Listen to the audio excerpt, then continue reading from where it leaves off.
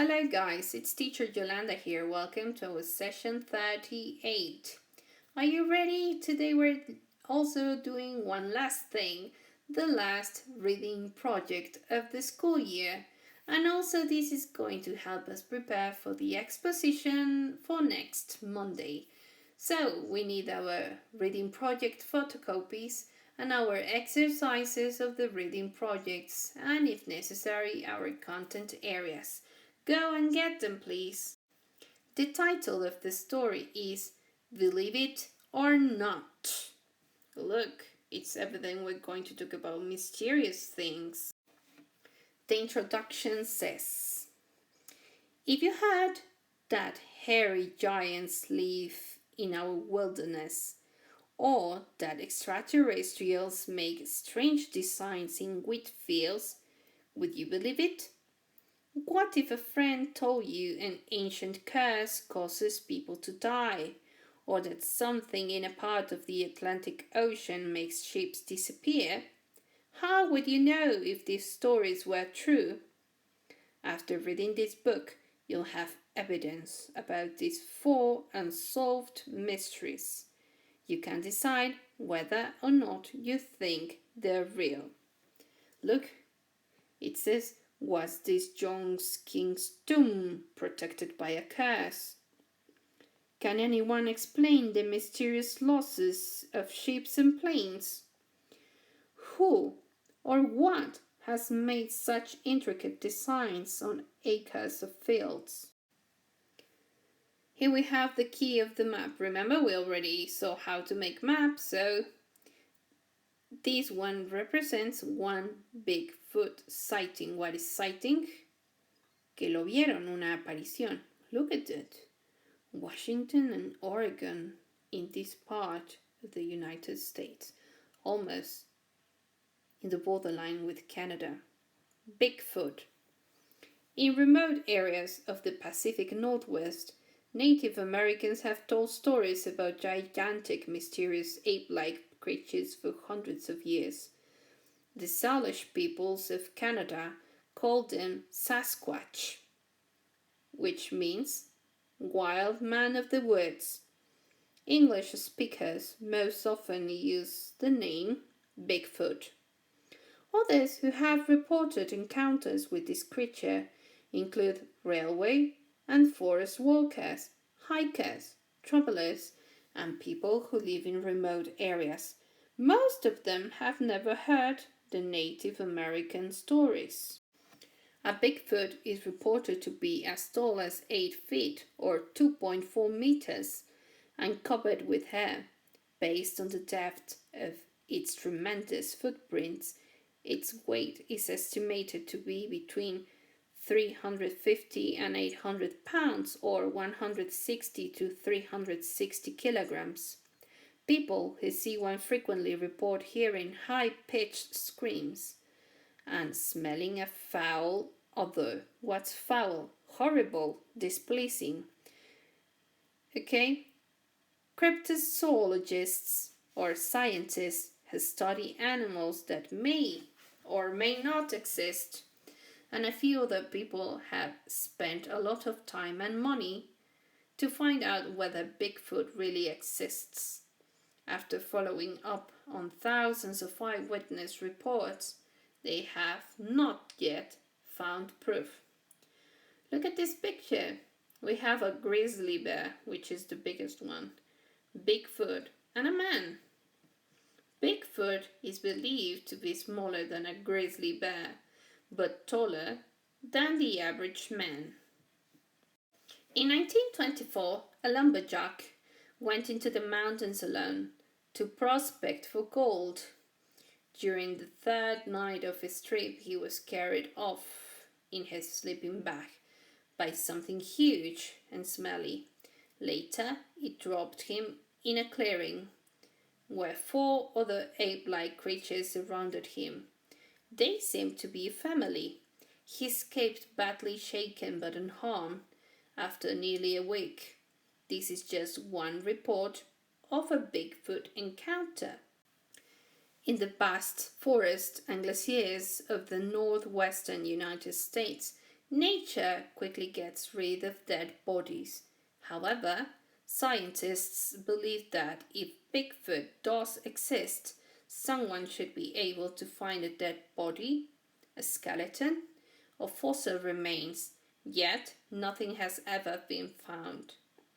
In 1977, a Bigfoot sighting in northern Washington turned out to be a hoax that was planned by three young men. This makes some people think that other reports must have been faked as well. Do you think the Bigfoot sightings are real or a hoax? So what's the meaning of hoax? The opposite of real. Here, let's look at the foot of this picture. Roger Patterson took this picture in 1967. Is it a Bigfoot, a bear, or a human in a gorilla suit? What do you think? Here it says, many crop circles are very large. This one consisted of 149 circles and appeared near Stonehenge within 20 minutes in broad daylight. Crop circles. Strange circles of flattened plants in fields were reported as nearly as 1590. Farmers thought they were made by wind. In the 1980s, the number of circles increased and they changed to more intricate designs. Most crop circles form mysteriously at night, but a few people report having seen them being formed by spaceships or whirlwinds. Sometimes lights are seen in the sky and humming of music is heard. Sometimes radiation can be detected inside the circles. The crops inside circles are not crushed. They are bent at the lowest node on the stalk. Often these bent crops grow better than the plants outside the circles. Scientific experiments suggest that microwave beams might cause the circles. But from where would they come? And who would be controlling them? Some people think they are messages from outer space. In areas where many circles are found, some people watch the fields at night for signs of activity. They say that complicated circle patterns can appear in just a few minutes. Many crop circles are made by humans for a variety of reasons. Some people just want to prove that it can be done, while others want to play tricks. In 1991, Englishmen Doug Bauer and David Chorley claim they had made every crop circle since 1978. Some people accepted the explanation of the hoax, while others doubted. They had the skill and strength to create huge patterns at night without being seen. Doug retracted his confession 7 years later. Some people suggest that the circles are created by tornadoes. Crop circle designs are controlled and intricate, though, while tornadoes destroy a wide area. Another weather theory is based on a type of whirlwind called a plasma vortex. A plasma vortex can create the lights and sounds reported by eyewitnesses. It can hover in one place or move as if it's under remote control, which should make it look like a UFO. Some researchers have suggested that the military is developing a high-energy weapon powered by microwaves. In this scenario, crop circles are produced by tests of this top-secret weapon. Do you think crop circles are real or a hoax? The Curse of the Mummy. In 1922, Howard Carter discovered the tomb of the Egyptian pharaoh Tutankhamun, known today as King Tut. The tomb was filled with incredibly valuable treasures. Newspapers circulated stories of a curse painted on a tomb wall that said, "They who enter this sacred tomb shall swift be visited by wings of death. Carter's search for the tomb was funded by Lord Caernarvon. When Lord Caernarvon died in 1923, newspapers said that he was killed by a pharaoh's curse. The newspapers reported that 26 people involved with finding the tomb died in the first 10 years. Many of these deaths were thought to involve suspicious circumstances. This mystery has been used as the theme for many movies, books, and games. Look, this is the Valley of the Kings, and this is Howard Carter. Let's read. Howard Carter, with Lord Caernarvon, right in said photo, who funded the search for King Tut's tomb in an area of Egypt called the Valley of the Kings, on the left. In the early 1900s, reporters sometimes invented facts to make stories more exciting. Lord Caernarvon had actually been sick for 20 years before he died.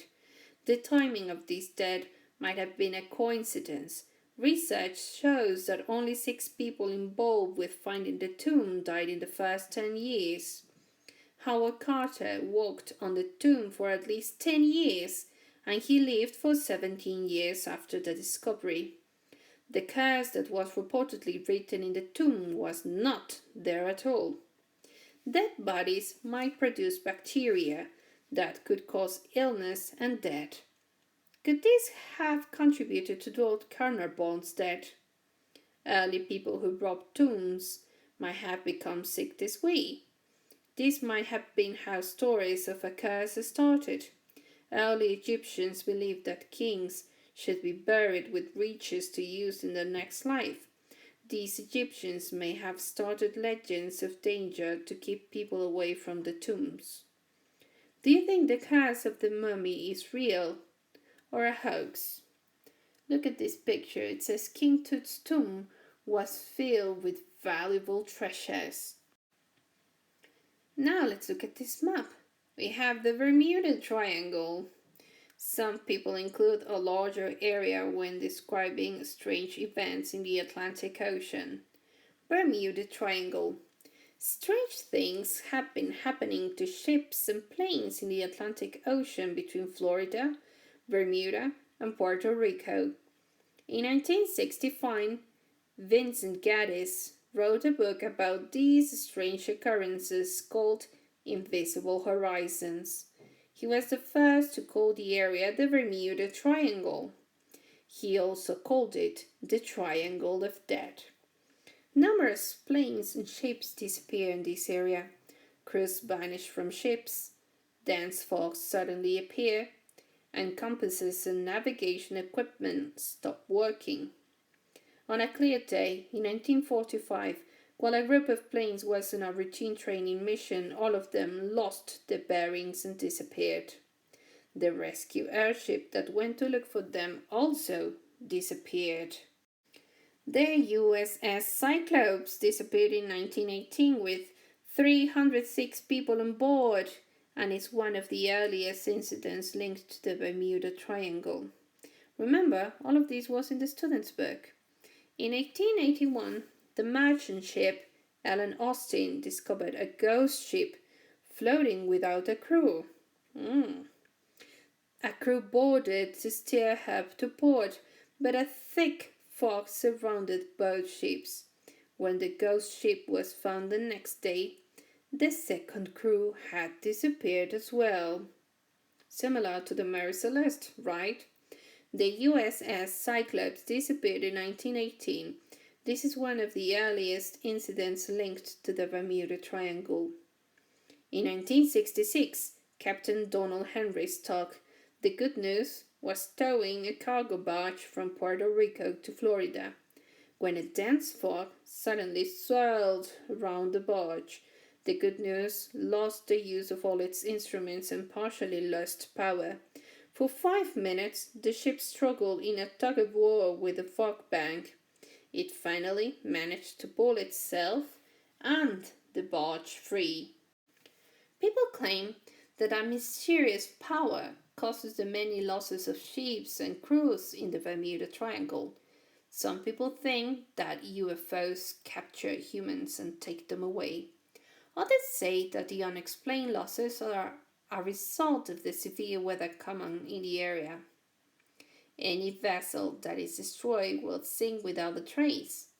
After being rescued, some of the missing crews tell stories of being forced to leave their storm-damaged ships. Some insist that nothing unusual is going on in the area. They suggest that some of the losses blamed on the Bermuda Triangle actually happened several hundred miles away. Sometimes vessels that have been reported lost appeared later. Do you think the Bermuda Triangle is real or a hoax? In the vast ocean, violent weather could destroy a ship and not leave any evidence. Look, here we have the Easter Island. How were the Moai statues carved and moved? Stonehenge. Why and how were these structures built? There are lots of mysteries in the world. I can wait to listen to your expositions next Monday. Let's read the conclusion. Mysteries will always exist. Some people will think they are nonsense, and others will claim they are real. Now that you've read evidence about 4 of them, it's time to consider what you've read and determine what you believe. You can use the internet and the library to find more information. What do you think about these mysteries? And what others can you find? Well, we'll see in the expositions. In the exercises, you have to find these pages. Remember, you already have them. In this one, it says, write the main idea from each section of the book in the boxes below. List up to 3 details that support the main idea. So we have Bigfoot, crop circles, the cast of the mummy, and the Bermuda Triangle. Write the main idea and detail. On the next page it says read each sentence and choose a word from the box that completes each sentence by changing the word into an adverb. Write the new word on the line in each sentence and circle the verb each adverb describes. Then write 2 sentences of your own using adverbs, circling the verb and the adverb that describes in each sentence. So let's start with what is an adverb. An adverb, it's something that describes the verb.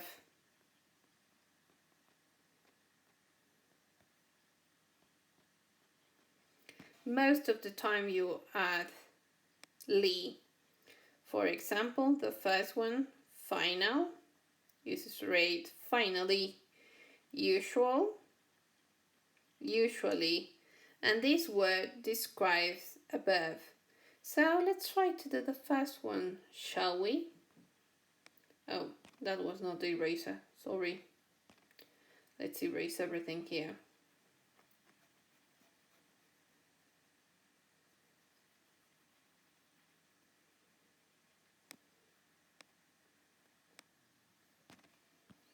People who see a Bigfoot report hearing high-pitched screams and smelling a foul odor.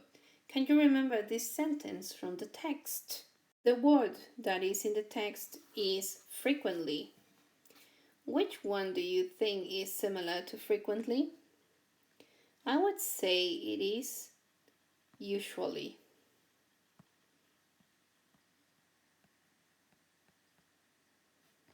So people who see a Bigfoot usually report hearing high-pitched screams and smelling a foul odor. That is not the end. It says, write the new word on the line in each sentence and circle the verb each adverb describes. Usually what? The people usually report. So you should circle report. Usually report. Okay, so that's what you have to do. And in the end, you're going to write 2 sentences of your own. Next one, we're still working with adverbs. Circle the word with the li or the os suffix. Then write the meaning of that word on the line at the bottom of the page. Write the root word for each word on the line. Okay. So it says circle the word with li or us. Oh, that's easy. Let's circle that. Ready? Mysterious, quickly, incredibly, numerous,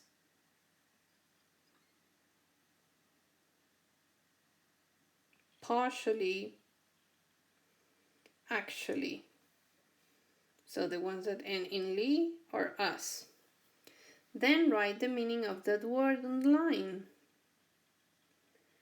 And at the bottom of the page, write the root for each word on the line. Okay, so mysterious. What is mysterious? If we find it and we look it up in the dictionary, mysterious means not solved or understood. That is the meaning of mysterious. Now the root words. If it's rapidly, we have to eliminate that one. So what is the answer? Rapid. Yay. So it's as easy as that. Please do it and we'll check it later. Please remember to finish your exercises so we can check them. We're going to be working with adverbs today in the class. So I'll see you in a few minutes. Bye.